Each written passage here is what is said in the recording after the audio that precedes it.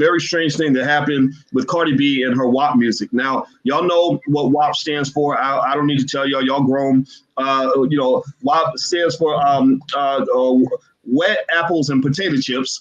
And so but it may mean something else. That's what they say. And a lot of people have been talking about Cardi B this week because there was a weird situation where Cardi was jamming to her WAP song. The WAP song's been promoted all throughout the world to children all around the planet. My kids have seen this. I've had to explain this sort of thing to them.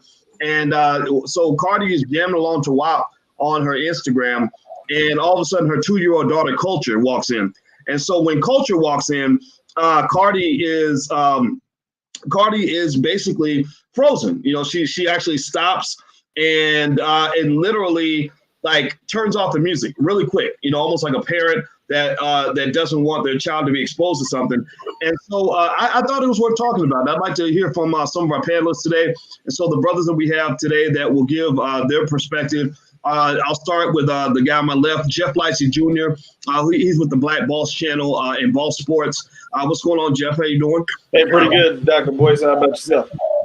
Great, man. Good to see you. We got Dr. Maurice Green, the head of the Black Doctoral Network. What's going on, Dr. Green? What's up, family? All is well. All is well. All right. And we also have Coach Brian King, and Coach Brian King is he's an expert on performance among many things and mindset and things like that. And so he has some things to say. What's going on, Brother King? How you doing? How you doing, sir? I'm doing well. How about yourself? Doing very well, very well. And so everybody who's watching, hit the thumbs up button, hit the share button, hit the subscribe button. And I want to ask you guys a quick question in the audience first, and then I'd like you to give me a yes or no. And then I'm going to go to Jeff since I introduced you first. Yes or no, yes or no. So a lot of people feel that Cardi B not wanting her daughter to hear the same music that she's, been, with the help of a corporation, been pushing out to millions and millions and millions of people around the world. Some people feel that makes her a hypocrite. Some people think that Cardi B is a hypocrite because she doesn't want her daughter Kulture to hear this music. Yes or no? Yes or no? Do you think she's a hypocrite? Give me a yes or no in the chat if you think she's a hypocrite. And I'll start with Jeff Lightsey Jr. If each of you could answer that question first, and then please provide additional commentary. Jeff, what do you say? Jeff is muted. Let me see if I can unmute Jeff. Okay, yeah, my bad. So it's definitely hypocritical for her to put out the music for the masses, knowing that children like her daughter will hear this and then be upset or frantically run to make sure her daughter doesn't hear it. What I will say though is her daughter is very young, right? So I'm not here to defend Cardi B in no way, shape, or fashion. But her daughter, if I'm not mistaken, is either 2 or maybe 3 years old, like very small. And I know that your exposure to certain things at 3 is a lot different than 15 or something. You know what I mean? Like, so to say that maybe she would want a 15-year-old to hear the song over a 3-year-old. I'm trying to make some sense of this, but even as I'm saying it, it sounds ridiculous. But I will say though that there are things that we are exposed to, or that our parents allowed us to be exposed to at an older age than maybe someone who is sucking on a dinky. So I'll just throw that out. But it's very hypocritical in it. In no way, shape, or form or fashion would I want any of my daughter, 15 or 50, to be listening to WAP. That's just my 2 cents. Okay. So Dr. Green, what do you say, hypocrite or not hypocrite? I think it is absolutely hypocritical. I think it speaks to her knowing what kind of impact her music can have, but still putting it out there for other people's children to either intentionally or accidentally hear or become exposed to.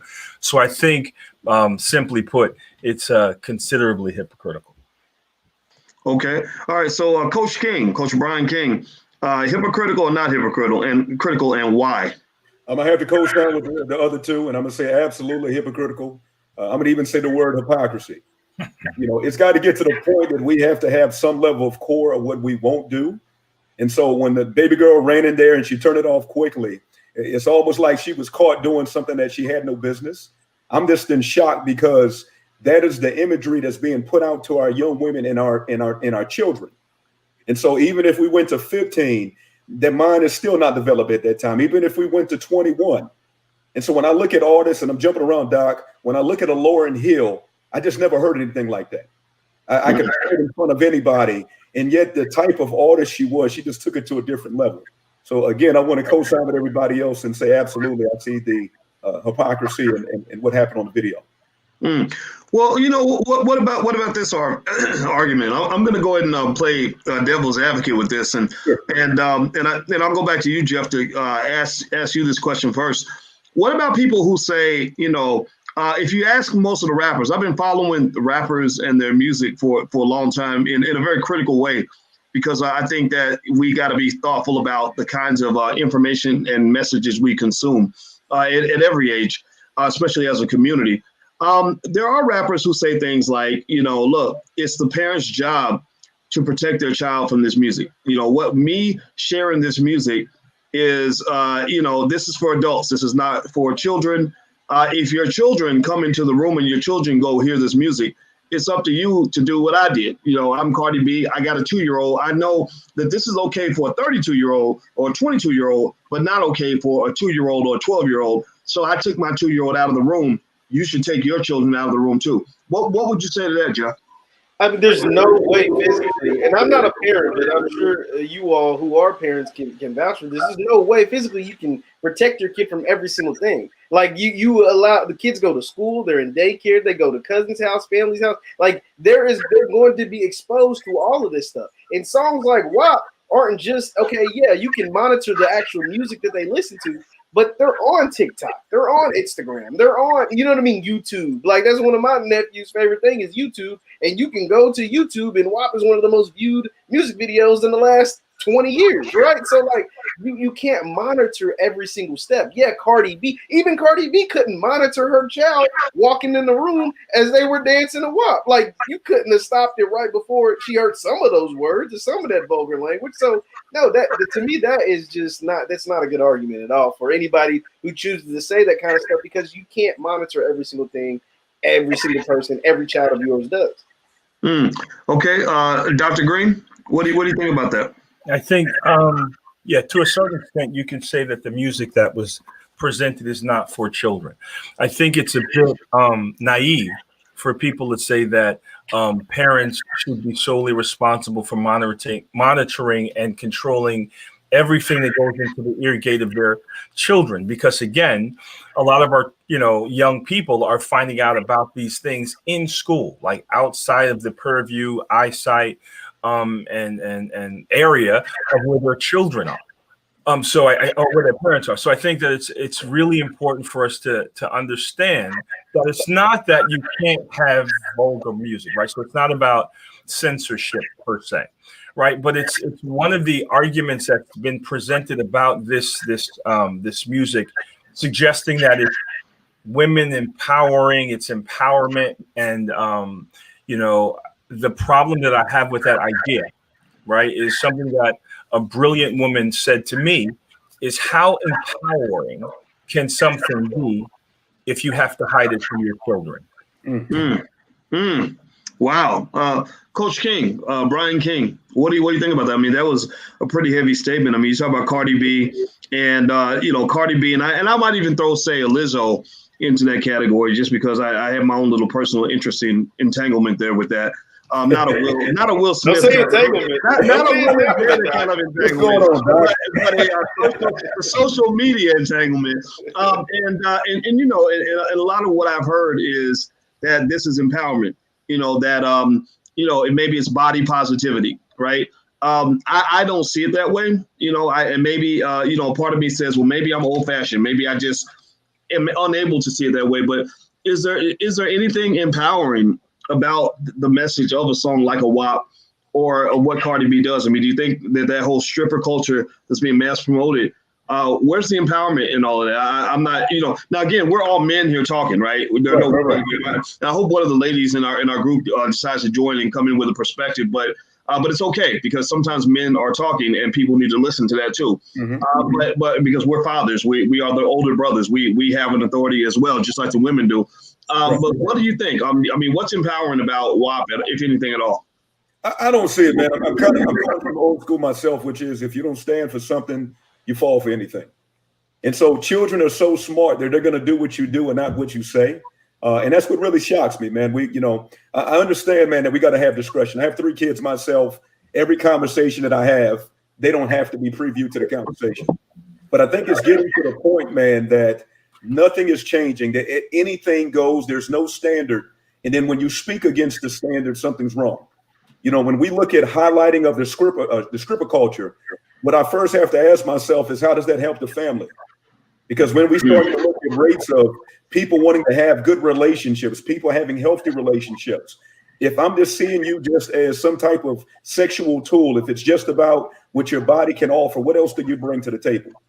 And so when I look in the 90s and the early 2000s with shows like A Different World, The Cosby Show, positive images that were out, the women were still beautiful at that time, but they stood for something, and it was healthy relationships. So to answer your question, Doc, I don't see how that's empowering.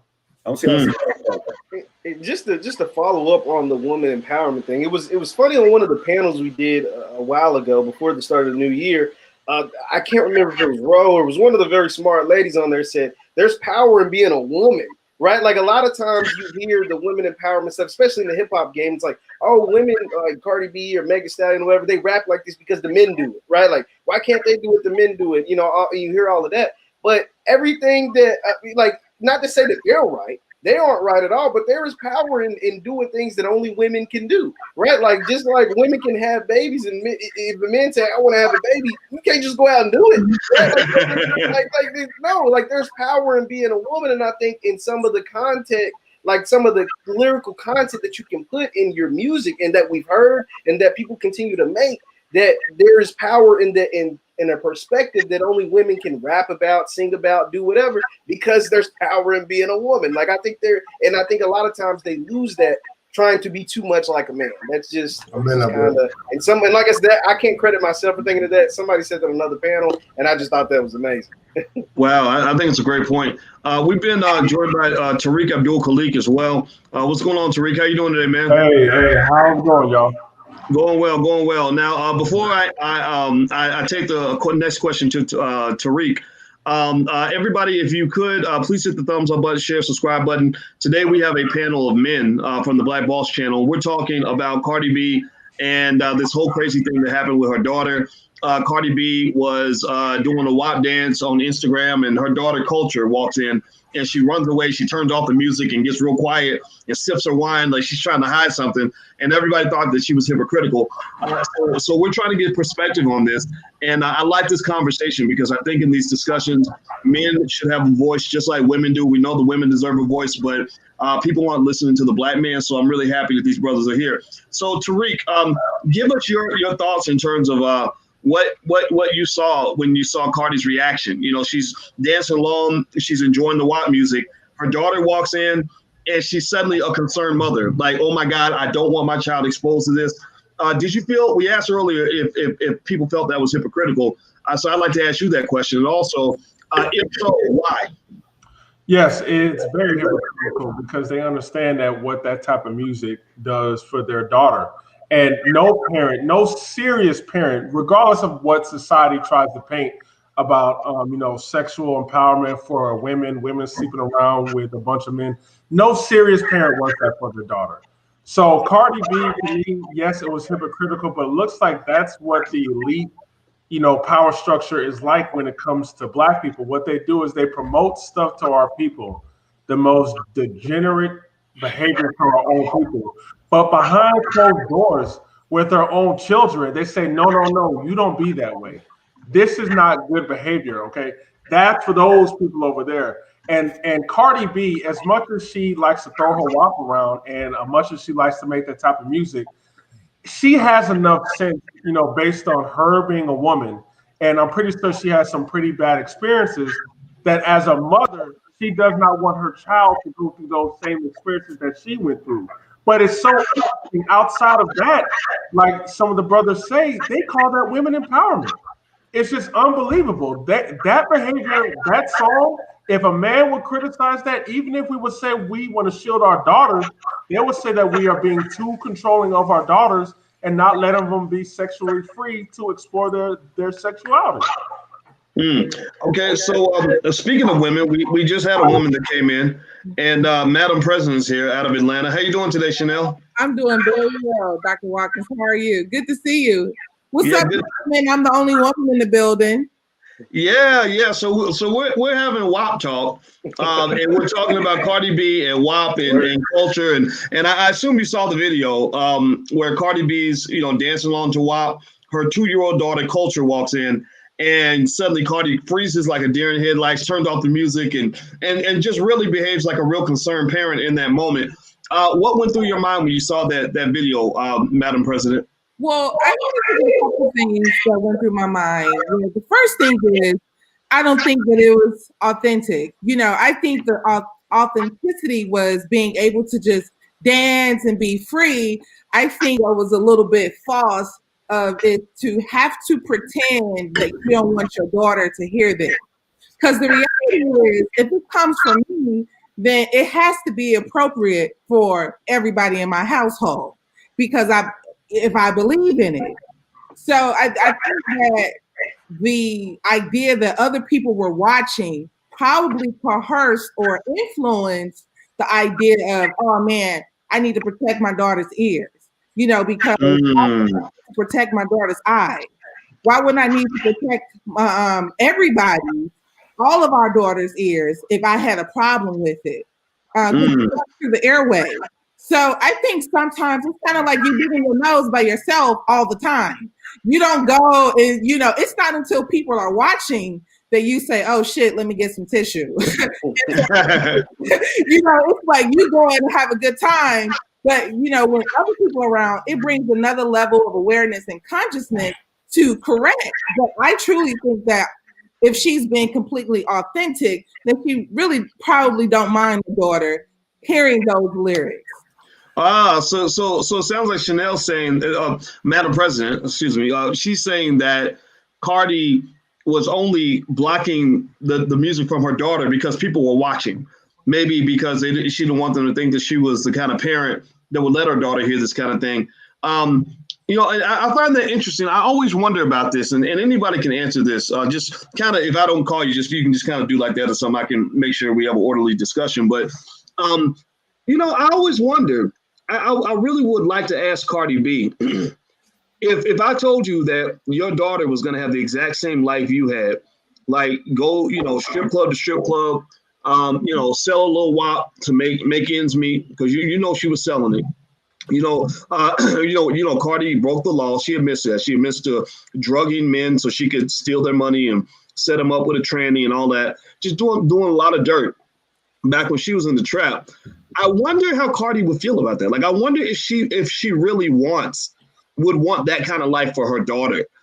What do y'all think? I mean, do you think that she would want even any semblance of that life, other than the fame and the fortune? I mean, or even her daughter growing up rapping about what? Like, do you think that's what she wants for her daughter, or do you think she wants her daughter to be like a lawyer or something?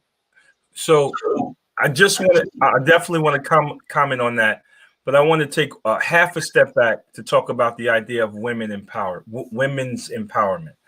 I think that we need to be very careful, specifically as men, when we attempt to determine what women's empowerment is and looks like, right? I think it's a slippery slope when we start trying to interpret for women what is empowering. By the same token, I think that we can express the problems that we have with whatever was depicted and said. So I just wanted to kind of throw that out there. Because I think that's important. I think it's important when it sounds like we're starting to speak for women, and I think that's a problematic positionality.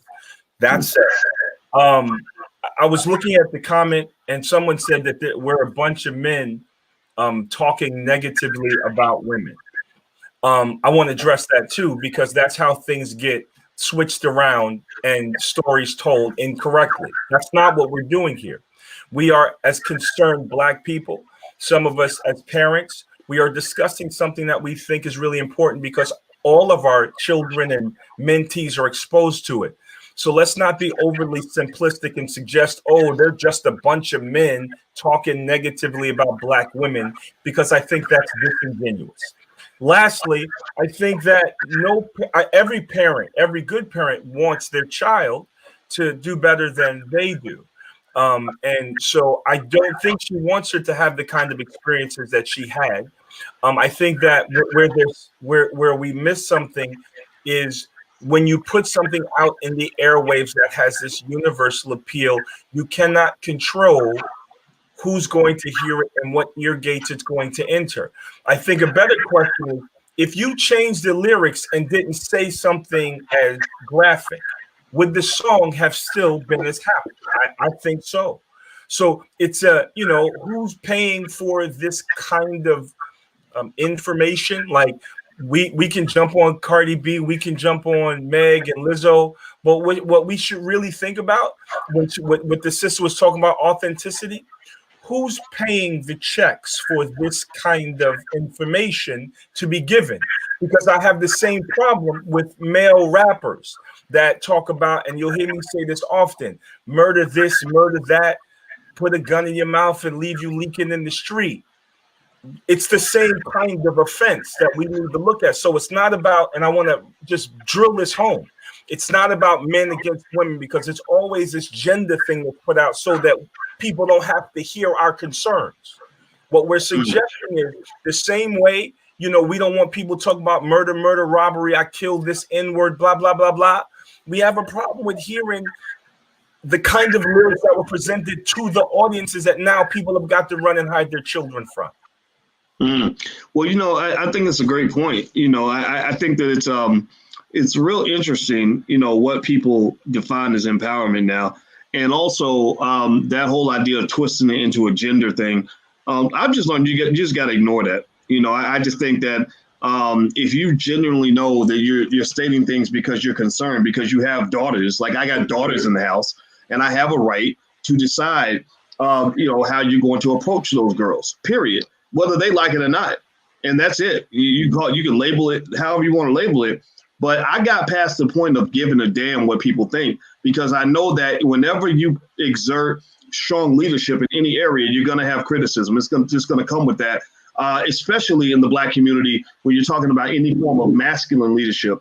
Anytime the men step up, so when you say, look, I don't think it's appropriate to go and rap about a woman's vagina like you are selling a $2 cheeseburger. Right? No, I don't think my daughter should give up their most precious, valuable womb in exchange for a Gucci bag. I'm not. You're not oppressing or destroying women. You're valuing women just the same way when you say Black Lives Matter. Well, Black women matter. Black wombs matter. Right? Black wombs are where Black lives come from. So how are you going to talk about Black Lives Matter when you don't think Black wombs matter? Right? So what I'm saying at the end of the day is I just personally think it's important that the voices of men and women get heard, and anybody who tries to turn it into a gender war, it's not a gender war, it's an agenda war. They have an agenda to keep us divided by gender so that we will hate each other and then go run to the white man. Does anybody have a thought or something you'd like to share in response to that? Because I don't want to get up here just yapping and running my mouth all day. No, I agree with you. We should just keep talking, because this is the same thing. If you say anything problematic, like let's say, every Black television show has a lot of homosexuality in it, and you criticize that, they will say, well, you must be some closet homosexual who really likes men or something like that. So there are always going to be deflection tactics in the Black community, sadly, because we have a media that kind of just kind of holds our hand and promote a lot of garbage in the community, to where we cannot have serious conversations, because you get these juvenile deflection tactics to stir us away and say nothing is seen here, everything's okay, when our community is repeating the same cycle. We have a lot of single mothers, we have a lot of Black men going to jail, being incarcerated. We have a lot of problems in the community. This has to be talked about. So I say, I'm sorry if you feel offended. We are going to keep talking about it. If you want your men to lead, you must allow us to talk about these important conversations. And yes, let's bring the women in and let them give their input so we can come up with a solution for these problems. Yeah, well, I think it's a great point. So Madam President, I'd be curious to know if you're talking about liberation, sexual liberation. I happen to be of the view that we are a sexually suppressed society. I believe that that the expression of sexuality, particularly when it comes to women, is not really allowed or seen as healthy. And I think that it's overly scrutinized. So for example, I get a little bit uncomfortable when I see T.I. taking a little bit too much interest in what his daughter's, vagina is doing that day. I think that's a little bit much. I don't think that's our job per se. But I also think we need men. I think we need fathers. I think that we need men to step in sometimes and be a little bit rude and kind of say, no, this is not cool. We're not going to accept this. How do you think we should draw the line? How does that feel, from a woman's point of view to kind of observe this? I think you're muted. Let me see. Yeah, you got to unmute yourself. Oh, okay. Thank you, Dr. Watkins. So I think from a woman's perspective, I think we crossing a very thin line of basically liberation and kind of conforming into a society that pretty much is okay with your destruction. So it's kind of like, okay, I, as a woman, and here's one of the interesting things I want to make a point to right now. So women are fighting so that this whole liberation concept was so that women can have the choice. I want to be able to decide that I want to be more than a wife. I don't want to be just subjected to cooking dinner. I want to be able to be educated if I want to. I want to be able to work if I want to. I want to have choice, right? So the thing that concerns me is we have people who basically are being categorized in some form of liberation movement because of the choice to pop a pussy. No, that is not the objective or the agenda of liberation for Black women. So in my opinion, it just truly, in my opinion, it's a disaster.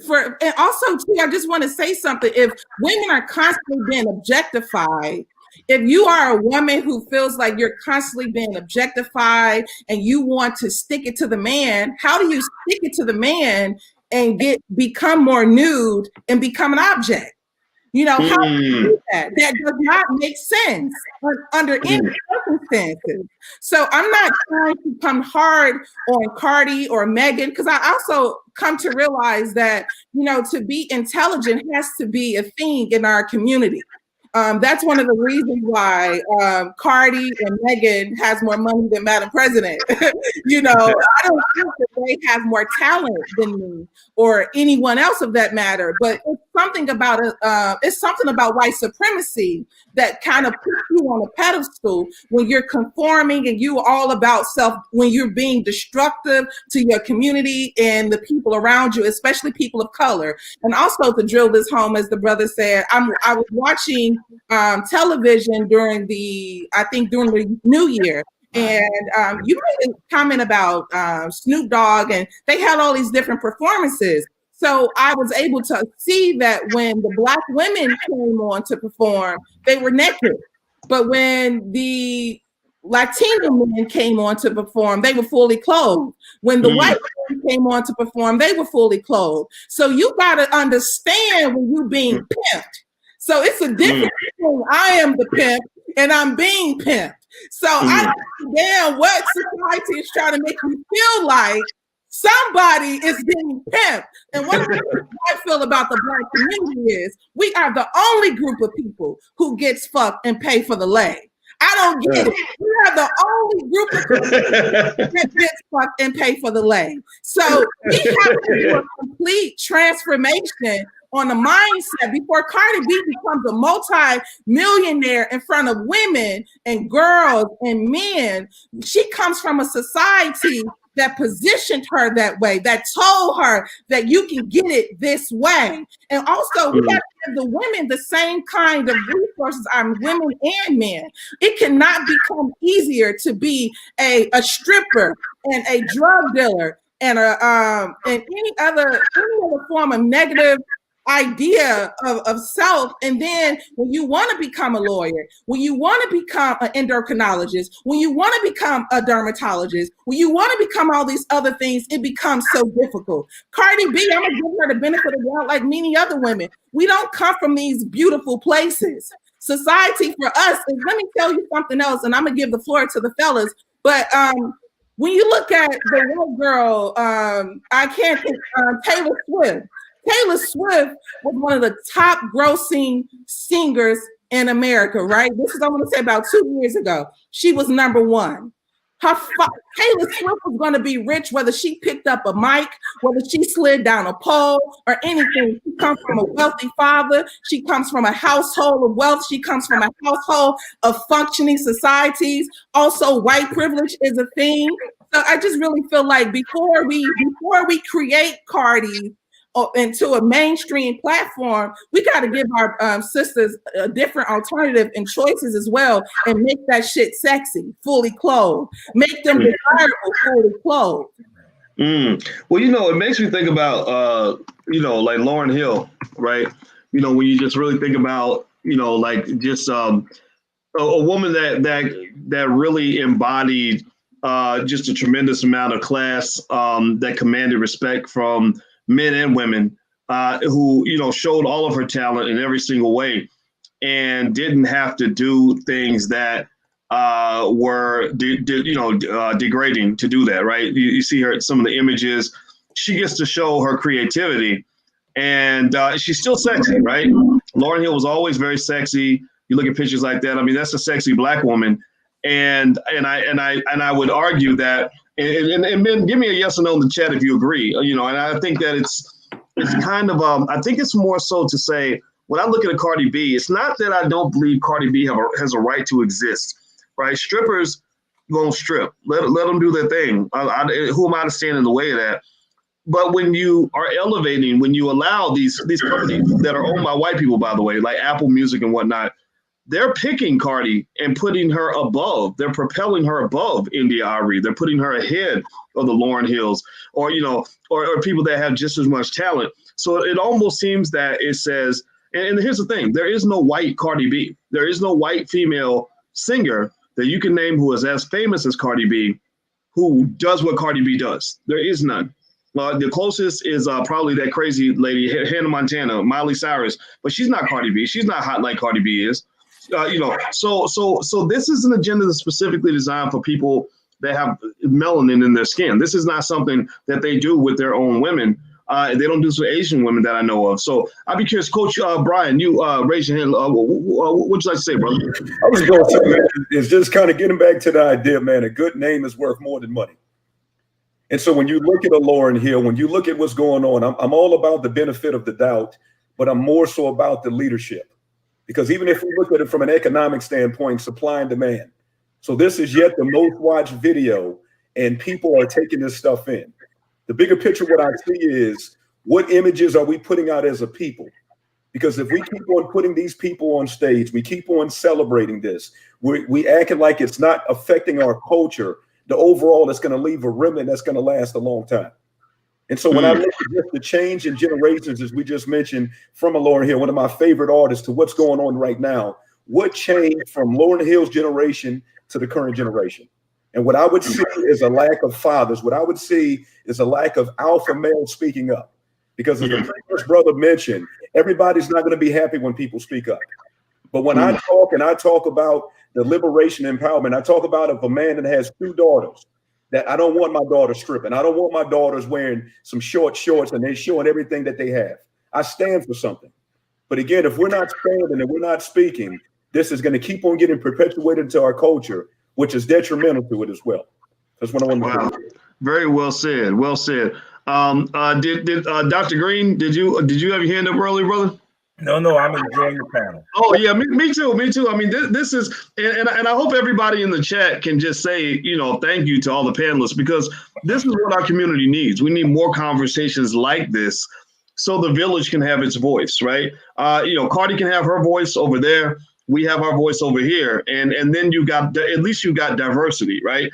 So by the way, so everybody, if you haven't subscribed or hit the thumbs up button, if you agree with what I just said, I hope you'll take a minute to subscribe, share this video, let other people know these conversations are happening, so that our community does get a chance to show the full spectrum of who we are, and not just have all of us sort of be reduced to one-dimensional cartoon characters. So Jeff Lightsey Jr., you had a point you want to make, sir? Just going Madam Pres, what you said, Doc, and what Coach King said. If you think that this is just about music or just about Cardi B, you're missing the whole point, right? Like if you just come in and say, well, it's just a song or it's just music or Madam President, it's just performances, you're looking too deep into what they're wearing or what they're saying, like we're just enjoying it.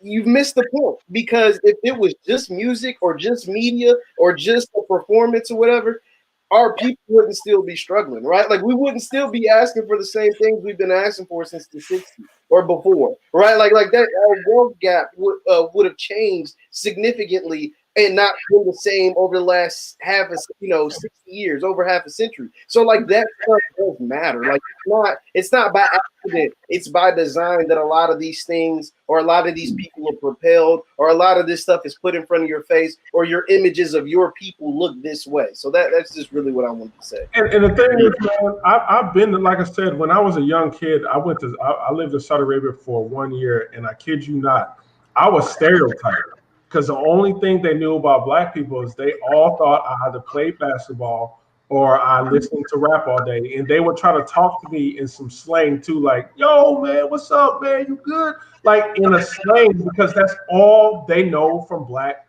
media. That's all they're seeing perpetrated on TV. And like Jeff Lycett Jr. said, and Dr. Boyce Watkins said, is that they only put the worst degenerate, destructive behavior for Black people. So to be honest, so we really can't compete. So we can really stay on the bottom. So we can worry about, guys worry about, how many women that they sleep with. And our women, the only thing is how big their butts is. Just low grade stuff that just continues the perpetual gender war in our community and is not helping.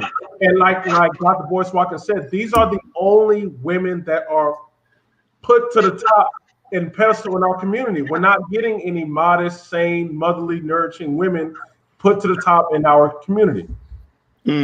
Wow. Well, you know what? And by the way, everybody, I put my Clubhouse information in here. I think this would be a great Clubhouse conversation. So, and also all the panelists, maybe at some point we'll have a Clubhouse panel and members of the audience can join in and share their point of view as well. So if you're on Clubhouse, just hop in there and that's where you can follow. Dr. Green, did your finger go up? Yes. So this is the first time that I've actually been on a panel and I'm actually paying close attention to the commentary, which maybe I shouldn't, but I think it's really interesting, right? And I just wanted to point out what's already been said, right? It's about the diversity factor, right? They have all of these television shows that claim to be attempting to find, for example, the best singer, right? Whatever, I don't want to call a show out, but they're trying to find the best singer. And you notice that there's such a ridiculous diversity in who they pick to be in the show. Well, now we know Black people of the drums, we can find some of the best singers in the world in any church, anytime, right? So if you want to find, I can find 20 top singers right now in half of the churches in America, right? That could blow most of those people off the stage with very little effort, right? Melanie Daniels being one of them, right? So they deliberately attempt to create a diverse look on who's the best in terms of music. What we are suggesting is that it's not necessarily a Cardi B problem. What we are suggesting is there is no diversity in what is promoted in terms of Black women in the music industry, right? So when you start to think about like Black men rapping, right? The gun toting, murdering, whatever, no diversity. That's not accidental, right? That's not accidental that they're not pushing a Kendrick Lamar, a Common or whatever. Like it's just murder, drug, money, capitalism. And so Black men fall victim to the same kind of pigeonholing. We have a problem with the fact that now, in order for a Black woman to have a hit record, she's got to stoop to the lowest factor of what our people do or may not do. And I think what we should really think about is why is it that it's limited to this kind of, predicament, right? If you're trying to find the 20 best basketball players, all right, 18 of them are going to be Black. So if you're going to find some of the hottest rappers, there should be some kind of diversity, and there isn't. And that's deliberate, It's intentional. It is specific to our people. And we really need to start thinking about the ways in which we allow the music business, the check writers, to determine what is going to be promoted and what is going to be hot. Well, the check writers, that matters a lot. And what I really liked is, and I want to read something to you guys before I let all the panelists kind of give their final statements on this, because I think this has been a great conversation. Hit the thumbs up button, everybody. Please hit the thumbs up button, share, subscribe button. And also make sure, take some time to go to the Black Boss channel, theblackbosschannel.com. That's where Black men do all the talking on their platform. Fly Nubian Queens, where only women talk. But on the Black Boss channel, that's where Black men talk. So if you care what Black men think, or you are a Black man, then go to the blackbosschannel.com. Make sure you subscribe. I'm going to read. Jeff Lightsey Jr. made a great point earlier. You were talking about something that is very important, very critical for us to understand about how music influences us. First of all, we're just musical, creative people in general. You go on the internet, you scroll, and you always see somebody dancing or playing music or whatever. Music is a big part of our culture. That's fine. It is what it is. And people a lot of times will say, "Oh, it's just music," or "Oh, it's just entertainment." That is probably one of the most dangerous things that you can ever say about the Black community. If you ever get to the point where you think that media is just entertainment, then you are the biggest sucker on the planet. They're going to run a rope-a-dope on you like nobody's business. They're going to poison your mind like they're poisoning your food. And let me, for those of you who don't agree with me, who don't hear what I'm saying, and I'm not telling you to agree, I'm just going to give you some perspective here. I looked up, I did some research at University of California, San Francisco, I believe. University of Central Florida. Sorry about that. And they talked about how music responds to the brain. So what I'm going to do is I'm going to show you guys actually the page. I'm going to share the screen. Hit the thumbs up button while I do this. I'm going to share the screen with you all. And I want you to see this thing, the way they break down how music responds to the brain. I assume everybody can see this. Let me make it bigger. All right. And so here they actually have this thing. This is on ucf.edu. Your brain on music. And they literally go through every region of the brain and how the music affects different regions of the brain, like Broca's area, the area that produces speech. This is Wernick's area, comprehends written and spoken language. The occipital lobe. I get Dr. on this one. Dr. Green, help him out. Right, I'm doing my best, y'all. Not my subject matter. Not my subject matter. There we go. Processes what you see, coordinates movement and physical memory, the cerebellum. They said an Alzheimer's patient, even if he doesn't recognize his wife, can still play the piano if he learned it when he was young, because playing has become a muscle memory, right? So you go down, you've got the nucleus accumbens, which basically seeks pleasure and reward and plays a big role in addiction as it releases neurotransmitter dopamine. Music can be a drug. Are y'all hearing me? Give me a yes or no, Black people, if you're hearing me. Music can be a drug, a very addictive drug, because it's also acting on the same part of the brain as illegal drugs. Music increases dopamine in the nucleus. And the nucleus accumbens, similar to cocaine. So basically, when rappers rap about how my music is like dope, I'm sure you've heard rappers talk about I got dope music, or I'm slanging them hits, right? Like they use these dope dealer analogies. Well, those analogies are actually quite precise, because there's science that shows that music affects your brain like a drug. And a lot of our children are getting hooked at the age of 3. They're the age of culture, and they know the lyrics to Cardi B songs before they learn their ABCs. And then you wonder why some of your people are just butt naked crazy. They literally also say that a child is born with more neurons in their brain than they actually need. They said about the age of 8, if you have not stimulated those neurons, right, before 8, the child can learn languages, they can pick up music, they can learn how to twerk, or they can learn how to do math. It's up to you to decide what you're going to do with that child. But by the time that child hits the age of 8, the child starts to shed the neurons that he or she is not using. So your child becomes dumber because the brain says, well, I'm not using the brain. All I'm doing is sitting around watching TV all day. So the child literally reduces, it goes lower in intelligence, and they might stay that way for the rest of their life. Last point I'm gonna make on this before I let my panelists to make a final statement on this. Here are some things that music can do to the brain. Never think it's just music. There's a reason they want to program this. The reason why Bill Clinton's administration allowed Clear Channel, companies like that, to buy all the radio stations across the country so they could go from giving you critical thinking content to stuff that would dumb you down. Well, here's some ways music affects the brain. It can change your ability to perceive time. It can tap into your primal fear. It can reduce seizures, make you a better communicator, make you stronger, boost your immune system, assist in repairing brain damage, make you smarter or dumber, evoke memories. It can even help Parkinson's patients come out of Parkinson's, right? So what I'm saying to you is music is powerful. Give me a yes in the chat if you understand what I'm saying. Music is powerful. So let's circle back. You got Cardi B, as talented as she is, using all that talent, all that power, all that influence to teach 10 million, 100 million, 50 million, whatever, little girls at the age of 7 that they can sell their vagina for a Scooby snack and a pair of sneakers, right? That cannot be good for your community.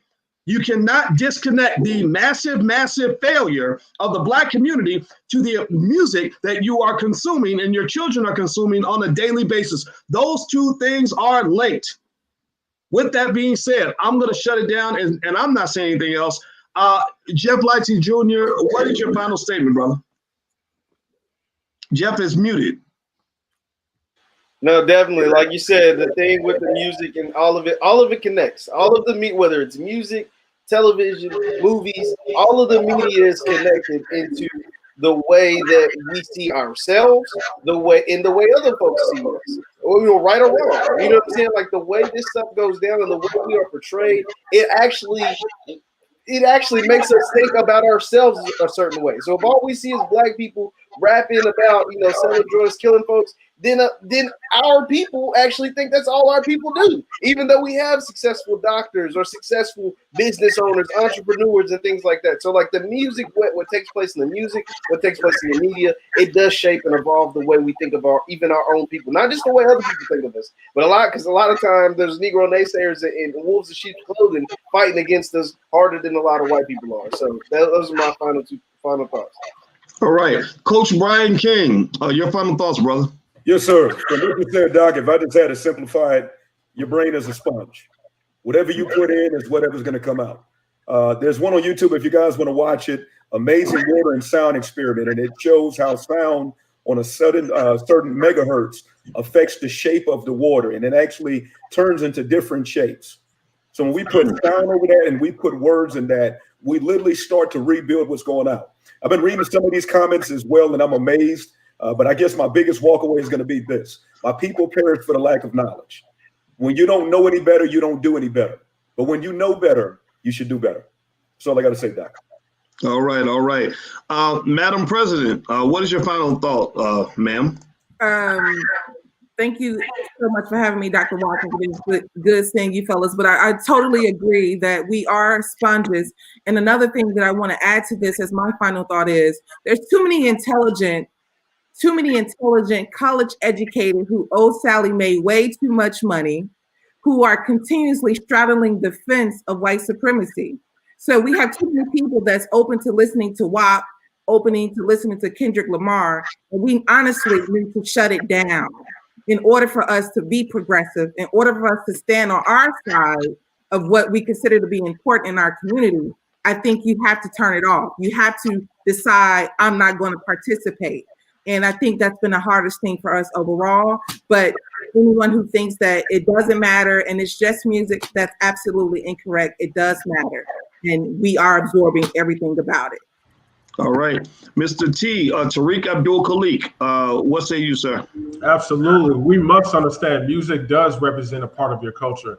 And even if you guys can go back in the day where you had people like Ice Cube or even Jay-Z had lyrics in their song about those other white people, they were called out and told to apologize. But see, they don't want that to be a part of their culture. But when it comes to your culture, oh yeah, you can, degradate yourself. You can say the worst things, whatever about your people, and we will elevate.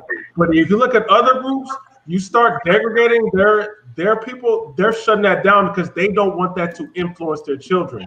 And even I look at this in a political way too, because I feel like these people who they hype up in our music industry is funny when it comes time for an election, they then interview these people on political points. Like it's insane that they have political conversations with these people, and this is all just to kind of rope us in control and just not having us elevate our thinking. It's almost as we're just in a bubble where we're supposed to think a certain way, and then here goes the entertainment to keep you busy. And then when it's come time for us to want you to vote a certain way or do what we want, we're going to push these black celebrities out in front of you to tell you what to do.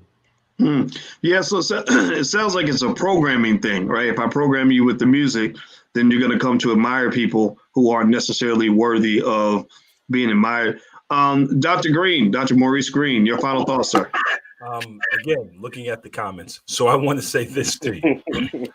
I think Cardi B is an artist. She deserves to be able to make money and to generate revenue, and that's fine. But again, I'm going back to the same point. Where's the diversity? Where are the black women that are allowed to succeed and spit fire that's not related to sex or violence? It's kind of the same pigeonholing that goes on with black men. So I think that we really need to, again, don't think about Cardi B. Think about the check writers. Who are the people that promote this kind of music and suggest, and this is a key component, suggest that this is our culture, right? You're telling us that this music represents black culture. I beg to differ. And I suggest the more that we start examining not just the Cardi B's, but the NBA, whatever dude, I forgot who this guy was. NBA Youngboy. Let me, because we should have done something on this. That young man, according to what I was told by some of the young men I mentored, went on his Instagram, is it called Instagram Live, and said that only a real man can take the life. It takes a real man to take the life of another man. This kind of insanity presented as black culture is poison. Let's stop kidding ourselves, right? Let's start kidding ourselves that the people that they promote and they put in front of us and they say, hey, you should say that these people we look up to, or they're hot, or they're the people of reference. Let's not be ignorant concerning the devices that are used to pollute our minds and the minds of our children. We need to stand up and say, okay, you have a right to rap and spit whatever you want, but we have a right to suggest to you in no uncertain terms that is not black culture. That is not who we are. That is not what we represent, and we stand against it. Now, spit what you want, but I'm going to speak my piece also. And to all of the people that are suggesting that we should be quiet and we shouldn't say anything, I think you should reevaluate who's pushing your buttons. Because at the end of the movie, we love black women. We love black people. We love black children. We love each other. And that's why we're having these kinds of conversations to say, you know what? Yeah, there is a diversity within the black people. And everybody, and look at the comments of the women, not men, that are saying, this is not us. This is trash. This is garbage. Don't try to gender this. This is about our people, and this is about our future. All right. Well, everybody, if you could you take a second, please, and give our panelists a digital thank you, digital round of applause. I appreciate them all being here. This has been a great conversation, and I hope you agree with me when I say we all know for sure that you're not going to get this kind of stuff on white stream television. It just doesn't happen. This is too intelligent. This is too anti-stereotypical, and but you're going to get it here. This is what we're building. This is what we're doing, and I believe we are in a media war. We're in a war of information, and I think that to fight this war, we really need everybody to be a soldier in this. So if you could take 1 second, go to yourblackworldtv.com and subscribe. Just hit the subscribe button, hit that notification bell, because as our numbers get stronger, then our unity gets stronger. Our ability to share the right message gets stronger, right? And you guys know what we believe in. We believe in being black, being strong, and being intelligent, right? We believe in building wealth. We believe in building family. If these are your values, then I hope that you will take the time and act upon those values and participate in what we're trying to build here, because I want everybody that comes in here, everybody that's on these panels, I want them to get the same respect, the same fame as the rappers. You know, I know Dr. Green, you guys may know this. I mean, I know this. Dr. Maurice Green runs the largest Black doctoral network that I've ever seen in the country. All my friends were in it. Alicia's in it, and I didn't even know. I said, "How did you end up in it?" I don't know. I'm just in it, right? But so this brother's very powerful. We should know him the way we know the rappers. Tariq Abdul-Khalik lays out very strong, independent views that are not controlled by any political party. That's why I love him. He's Black first. He's hashtag B1 to the fullest extent. He's a poster child for that. Jeff Lightsey Jr. is as talented as Stephen A. Smith when it comes to breaking down sports and doing his thing. He should be world famous. Coach Brian King. I haven't known this brother so too long, but I met him I think I met you at the Lamar Tyler's event, right? Yeah, anybody who hangs out with Lamar Tyler, I know is either already a millionaire or going to be one. And this brother's very powerful, very intelligent. You heard what he had to say. And Madam President is actually one of the most talented and creative people I've ever met. I met Chanel in 2007 or 2008, if I'm not mistaken. And she has a talent level when it comes to not just poetry, but also filmmaking, things like that, that is out of this world. And so I hope that you will follow these individuals, because this is our talent base. This is the talented 10th, so to speak. It's not some guy who got a record deal from a white man. You know, getting a record deal from a white man being put in front of 100 million people because you know how to rap about killing Black people. Unfortunately, for some people, that kind of just makes you a Klansman. You're just a Klansman in blackface. People just can't identify you because you have the same skin color, but y'all don't understand. Some of these people are sent to destroy you, and you have to be able to see the poison when it's laid out in front of you and your kids. So God bless everybody. Thank you guys for listening. I hope please hit that thumbs up button, share, subscribe, all that good stuff. And thank you again to the panelists. And we'll be back with more panels. We do panels all week long, and this is what we're going to do. And if you also actually ever want to be on a panel, you can email producer@flynubianmedia.com. That's producer@flynubianmedia.com. So take care, everybody. Have